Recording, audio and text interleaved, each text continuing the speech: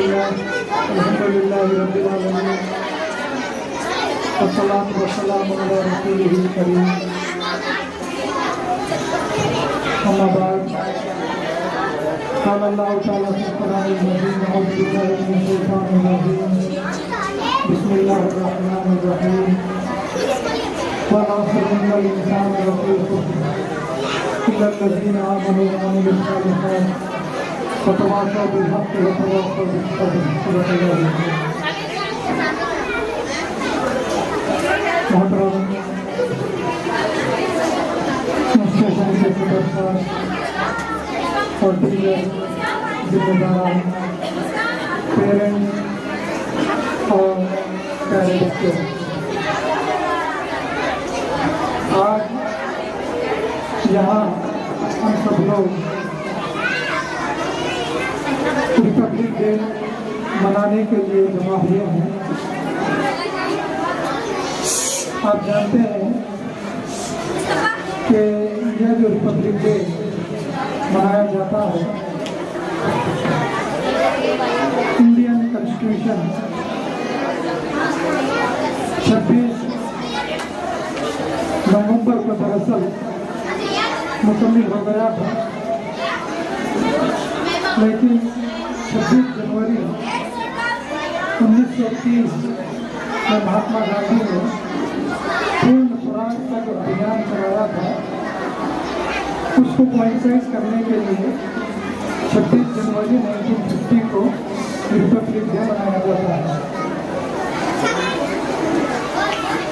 क्योंकि बच्चे बहुत बड़ी तादाद में यहाँ पे जमा हैं, मासूम बच्चे, और पेरेंट्स भी काफ़ी तादाद में है अल्हम्दुलिल्लाह।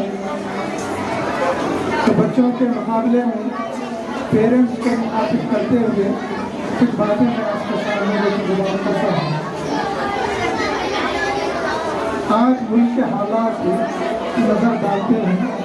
आवाज़ क्लियर आ रही मेरी? आवाज़ समझ में आ रही?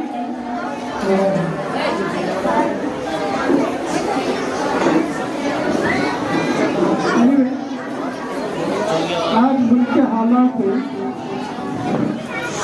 जिस रुख पे जा रहे हैं, उससे अंदाजा ये होता है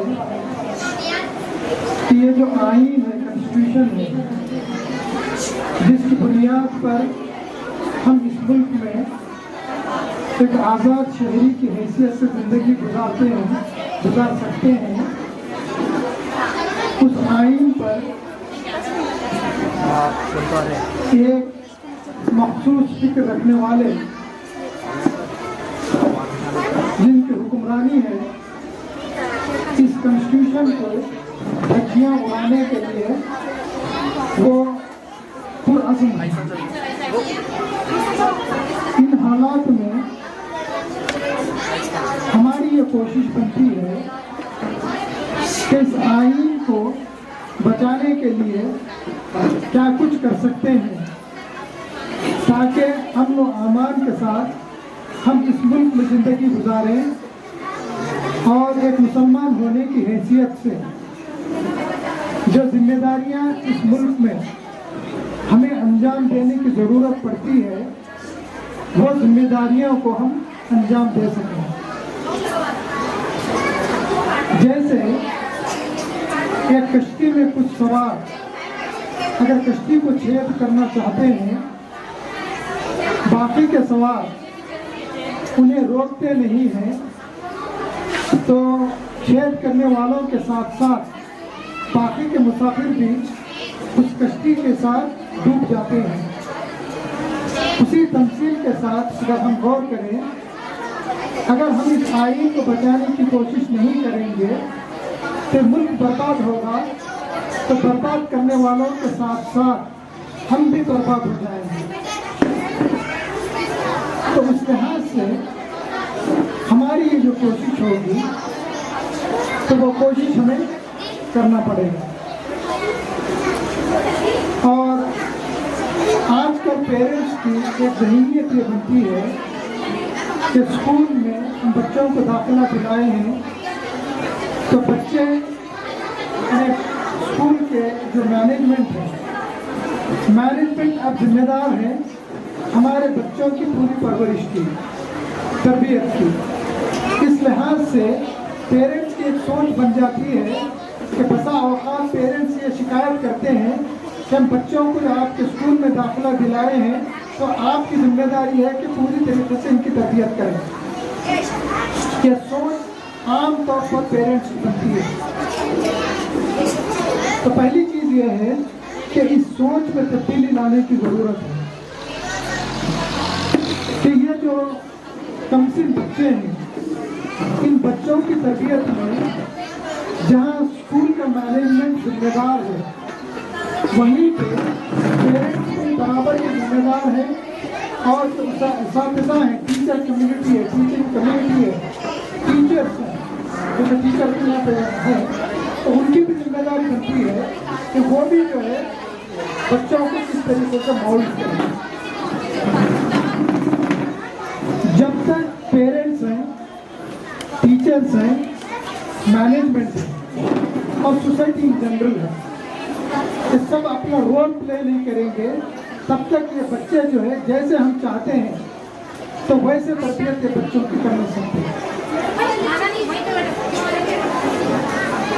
यूजुअली हो क्या रहा है कि आज के दौर में पेरेंट्स के अपने मसाइल हैं,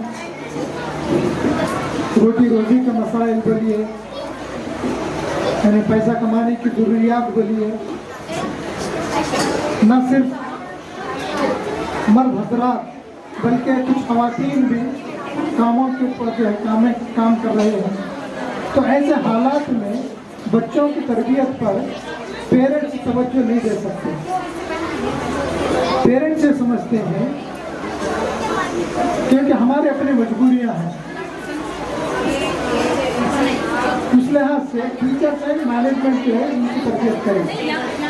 तो आप पेरेंट्स ये जहन नशीन कर लें, जहाँ पे मैनेजमेंट है या टीचर्स हैं वो तो कोशिश करेंगे, अगर इन केस बच्चे जैसा चाहते हैं वैसे तरबियत याफ्ता नहीं बनते हैं तो सबसे पहला नुकसान जो होगा वो पेरेंट्स का होगा। कि 10 साल तक मिसाल के तौर पर हाई स्कूल है तो स्कूल में बच्चे पढ़ेंगे, अब उसके बाद कॉलेज में चले जाएंगे, डिग्री हासिल करेंगे, अब उसके बाद में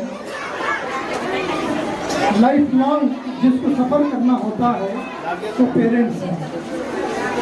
इस लिहाज से इस्लामी नुक्ता नज़र से भी अगर आप देखते हैं तो पेरेंट्स को बड़ी जिम्मेदारी आयद होती है। तो बस इस मौके पर मैं टीचर्स को भी, मैनेजमेंट को भी और पेरेंट्स को भी ये फिक्र ये देता हूँ कि इंटरेक्शन करें पेरेंट्स मैनेजमेंट के साथ और मैनेजमेंट टीचर्स के साथ, कलेक्टिवली कुछ नुकात तय करें कि हम ये बच्चों को किस नहज पे, किस लेवल पे हम लेके जाना चाहते हैं, क्या फिक्र देना चाहते हैं। जब तक कोऑर्डिनेशन नहीं होगा तब तक जो है कि बच्चे एक फिक्र के साथ स्कूल से जो है बाहर नहीं आ सकते। मैनेजमेंट की एक फिक्र होगी, टीचर्स की एक फिक्र होगी, पेरेंट्स की एक फिक्र होगी, तो ये बच्चे जो है कंफ्यूज स्टेट में जो है पहुंच पाएंगे, तो समझ में नहीं आएगा। टीचर एक बोल रहे हैं, मैनेजमेंट